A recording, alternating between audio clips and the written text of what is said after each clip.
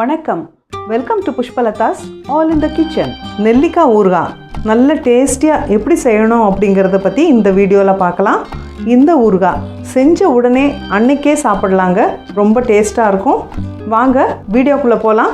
அதுக்கு முன்னாடி நீங்கள் இன்னும் இந்த சேனலை சப்ஸ்கிரைப் பண்ணலைன்னா கீழே இருக்கிற சப்ஸ்கிரைப் அப்படிங்கிற எழுத்தை அழுத்தி சப்ஸ்கிரைப் பண்ணிக்கோங்க. பக்கத்துலேயே ஒரு மணி தெரியும், அந்த மணியும் ஒரு வாட்டி அழுத்தி விட்டுடுங்க. நான் எப்பெல்லாம் புதுசாக வீடியோ போட்டாலும் உங்களுக்கு உடனுக்குடன் தெரிய வரும். நெல்லிக்காய் ஊறுகாய் செய்கிறதுக்கு நெல்லிக்காவை முதல்ல இட்லி தட்டில் ஆவியில் வச்சோ இல்லைன்னா சாதம் இந்த மாதிரி ரைஸ் குக்கரில் சாதம் வைக்கும் போது அதுக்கு மேலே ஒரு தட்டில் வச்சிட்டிங்கன்னா நெல்லிக்காய் வெந்துடும். நெல்லிக்காய் வந்து இந்த மாதிரி பூ மாதிரி லைட்டாக விரிகிற மாதிரி நீங்கள் வேக வச்சு எடுத்து வச்சுக்கோங்க. இதுக்கும் கம்மியாக வெந்திருந்தால் கூட பரவாயில்ல, எடுத்து வச்சுக்கணும். வெந்த நெல்லிக்காய் நல்லா ஆறுனதுக்கப்புறமா இந்த மாதிரி உதிர்த்திங்கன்னா அது பாட்டுக்கு ஆரஞ்சு சொலை மாதிரி ஒன்று தனித்தனியாக உறிஞ்சு வரும். இந்த மாதிரி நல்லா உதிர்த்து எடுத்துட்டு கொட்டையை மட்டும் நீக்கிட்டு எடுத்து வச்சுக்கோங்க. பாருங்கள், இந்த கிண்ணத்தில் நான் எடுத்து வச்சுருக்கேன். இன்றைக்கி அளவாக உடனே சாப்பிட்றதுக்கு அப்படிங்கிறதுனால அளவாக இந்த அளவுக்கு மட்டும் எடுத்துருக்கேன். ஸ்டவ் ஆன் பண்ணி ஒரு பேன் வச்சுக்கிறேன்.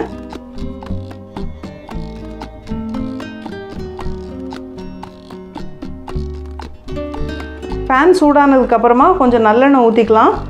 உடனே சாப்பிட்றதுனால ஒரு ஸ்பூன் ஊற்றினா கூட போதும். நீங்கள் தேங்காய் எண்ணெய் வேணுனாலும் உபயோகிச்சுக்கலாம். தேங்காய் எண்ணெய் போட்டோன்னா நல்ல வாசனையாக ரொம்ப நல்லாயிருக்கும்.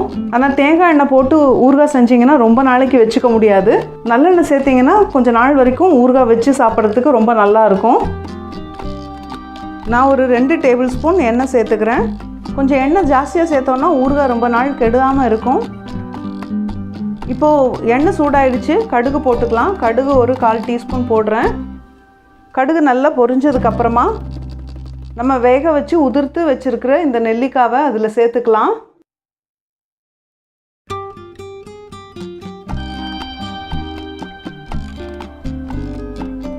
பார்த்திங்கன்னா கொஞ்சம் வதக்கியாச்சு. இப்போ வந்து நம்ம உப்பு சேர்த்துக்கலாம். நான் ஒரு 3/4 டேபிள் ஸ்பூன் அளவுக்கு உப்பு சேர்த்துருக்கேன்.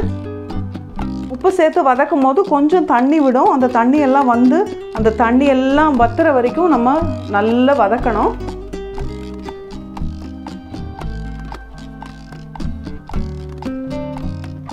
நெல்லிக்காவை நல்லா வதக்கி விடணும். அதில் கொஞ்சம் ஈரப்பதம் இருக்கும். அந்த ஈரப்பதம்லாம் நல்லா போகிற வரைக்கும் வதக்கணும்.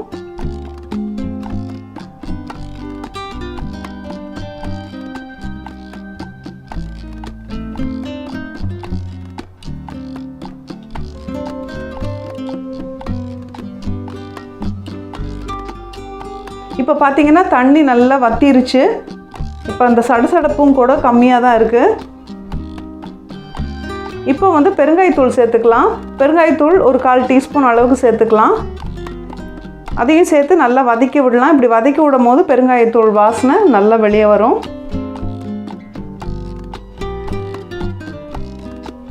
இப்போ தனி மிளகாத்தூள் சேர்த்துக்கலாம். நான் ஒரு 1/2 டீஸ்பூன் போடுறேன்.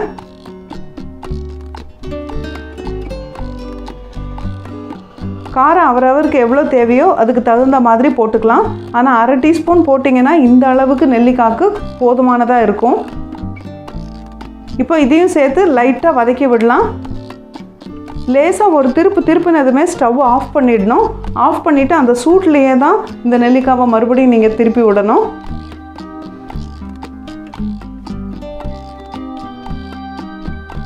இப்போ பார்த்தீங்கன்னா நெல்லிக்காய் நல்லா வதக்கி ரெடியாக ஆகிடுச்சு. இப்போ உடனே சாப்பிட்டா கூட ரொம்ப நல்லாயிருக்கும்.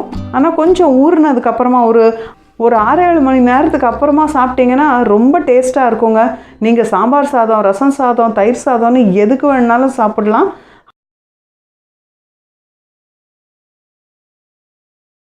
இதை செஞ்சு வச்சிங்கன்னா குழந்தைங்கள்லேருந்து பெரியவங்க வரைக்கும் சும்மா அப்படியே நடந்துகிட்டே கூட ஒவ்வொரு பீஸாக எடுத்து சாப்பிட்டுடுவாங்க. நெல்லிக்காய் சாப்பிட்டா நல்லது தானே.